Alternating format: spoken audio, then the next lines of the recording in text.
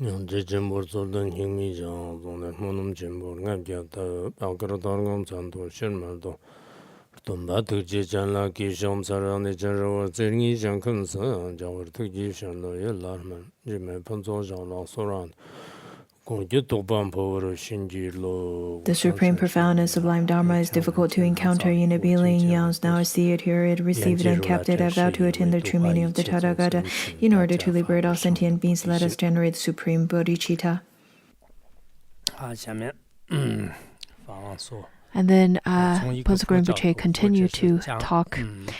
He said that now I would like to briefly talk about the Buddha and his noble teachings, the Dharma, from the perspective of a Buddhist or Dharma teacher. And then Ponsakurin Buche first talked about the noble qualities of the Buddha. What noble qualities did our root teacher, Buddha Shakyamuni, possess? He was a noble being endowed with perfect wisdom, perfect compassion, and perfect power.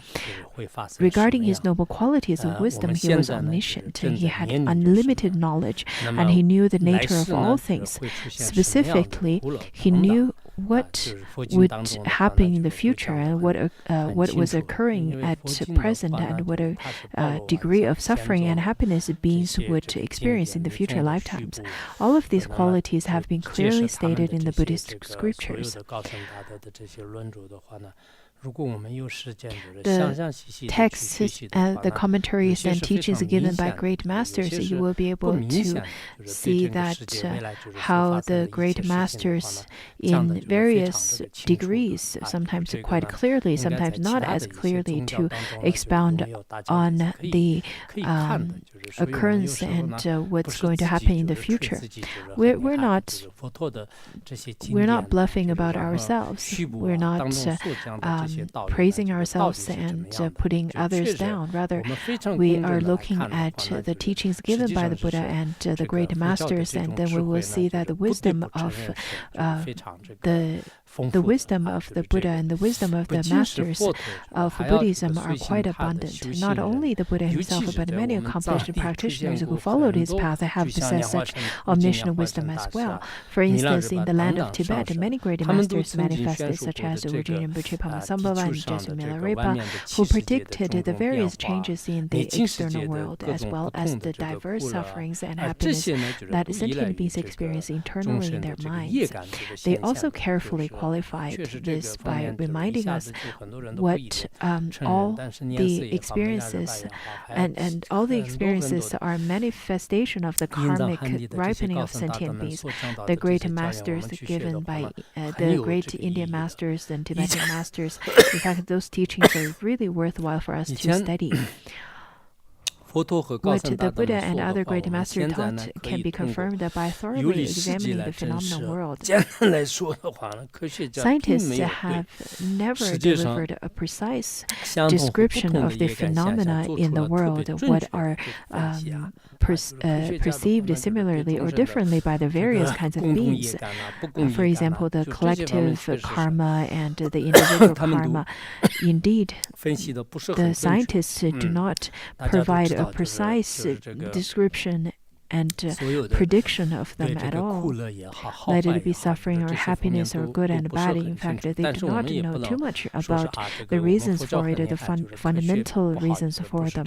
It is not that Ponsakurin Buche or we ourselves are claiming that science is not good. Science, in fact, is really important, and it's very important for us to study and to learn, especially during this age of data. If we do not understand how data works and how technology works, it would be difficult for us to then go with this modern world, to live in this modern world, especially when it comes to the era of ChatGPT, and we can see that how it could evolve day by day. I, of course, nowadays do not want to rely on it, especially when it comes to translation of the Dharma. So it seems that ChatGPT doesn't bring a big clash in terms of Buddhism translations yet, but in the future, if it were to become competent in the Buddhism translation, we still also very much rejoice of it. And nowadays, I think it's quite important for us to learn technology. Look at Elon Musk. If we were to look at his life and his inventions, he would come up with all kinds of inventions. And Starlink, for example, many different countries now are using it. And as Buddhists, if we turn a blind eye to these kinds of technological advancements, then we will be abandoned by this age. Nowadays, we have different kinds of staff members. They're cooking, they're sweeping floors. They're very much involved with the practical works of daily life. But I know that there are also a group of very professional and very professional, or they come from a professional background or scientific background. If you were to be from those kinds of backgrounds, then it is important for you to think about different ways to propagate Dharma, to spread Dharma with the kinds of previous knowledge that you've gained before you got ordained. If we do not pay attention to these kinds of technological advancements, and if we do not follow the trends of society, then in the future we will be soon be left by this society, be abandoned by it. For the people with wisdom, then they can use technological gadgets and cell phones and so on and so forth, and then they will be able to use them to their advantages. But of course, for people without wisdom, without knowledge, then they will simply squander their life by the means of it. Currently, the government and the country and different countries are investing heavily in technological advancement and artificial intelligence.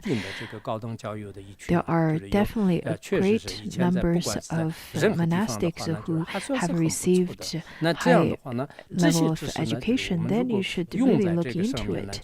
Look into how your past knowledge and wisdom can benefit the spreading of Buddha Dharma. While studying and looking into it, you shouldn't just keep those knowledge to yourself and use those kinds of knowledge for your own benefits, for your own gains, so that you can receive other people's offerings and so on. That would be very selfish. You should share your knowledge and wisdom so that it could benefit the greater, for the greater crowd. Look at myself. I try my very best to share whatever I've learned to the fellow crowd, to share as much as possible and to share to as many people as possible. So I think you shouldn't be so stingy about your wisdom and about your knowledge. In the future, I really hope that we can have a group that delves into the study of data, of the artificial intelligence and so on. For example, the Tibetan canon, the Chinese Tripitaka, the canon, if you can find different ways to make the Chinese Tripitaka more understandable, because the traditional Chinese writings are very difficult to understand. So if you can use ChatGPT, or if you can use different kinds of artificial intelligence to change those difficult writings into articles that's easier for people to understand. Nowadays,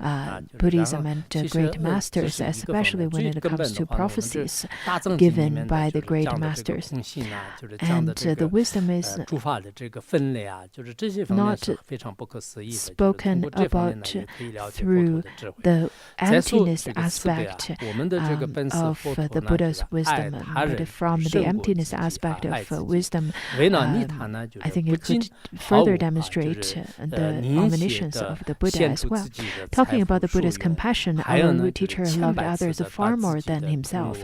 In order to benefit sentient beings, not only did he repeatedly offer others his wealth and possessions without stinginess, but he also gave his physical body, such as his head, hands, and feet, to others thousands of times.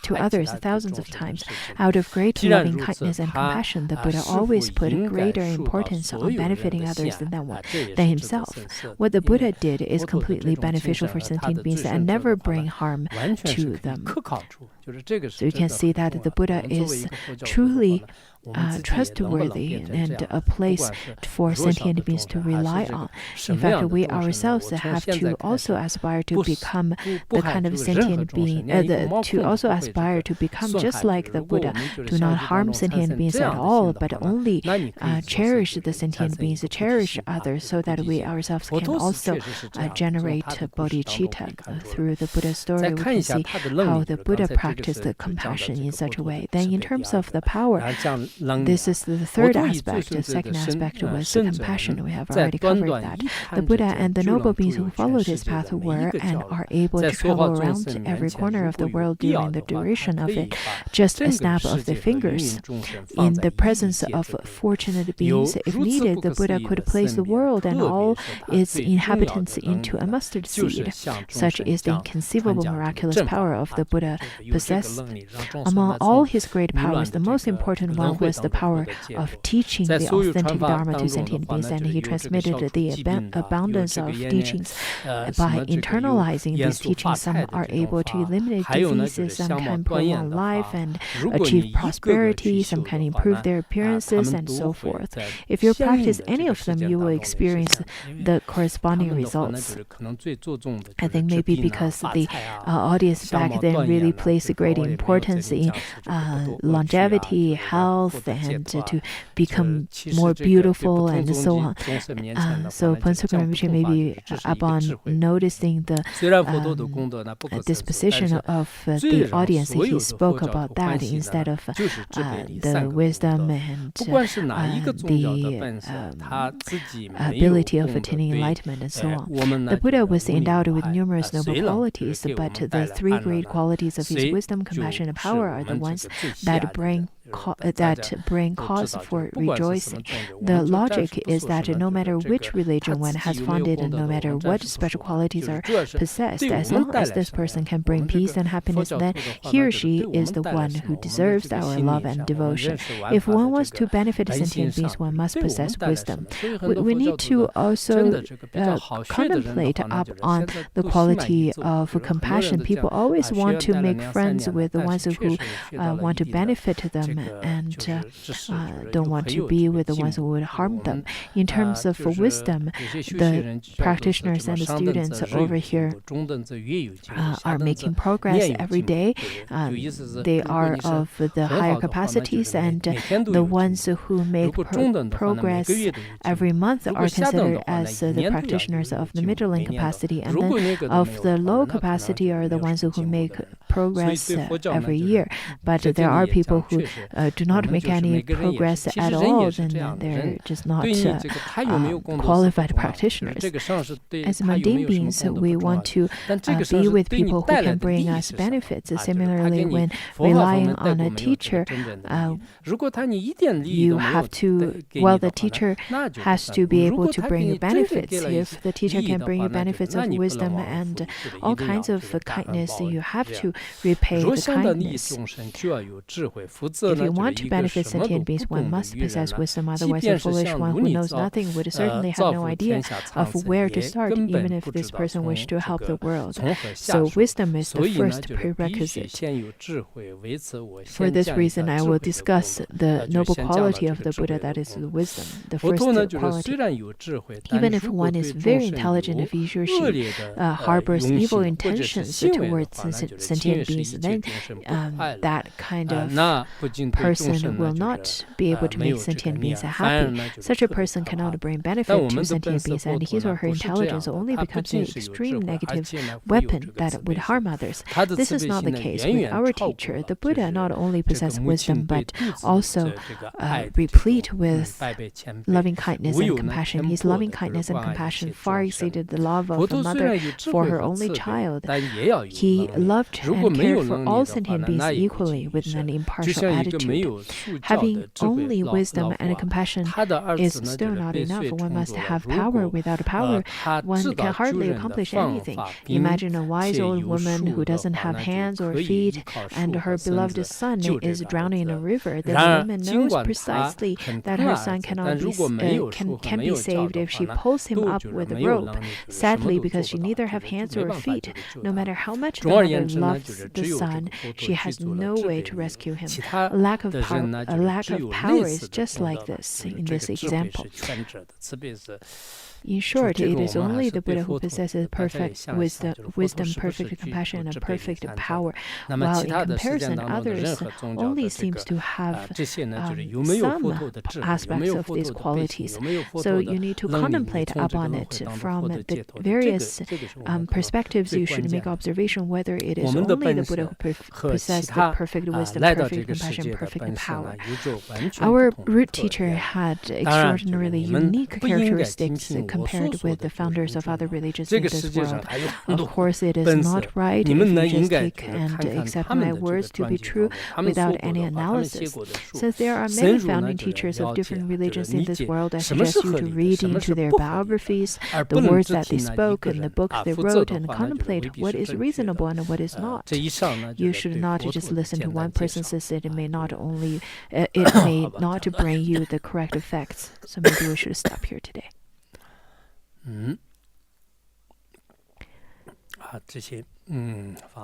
Well, after you learned about the teachings, I really hope that you can reread this part and restudy it, because my reading is not perfect. I'm only giving you the oral transmission.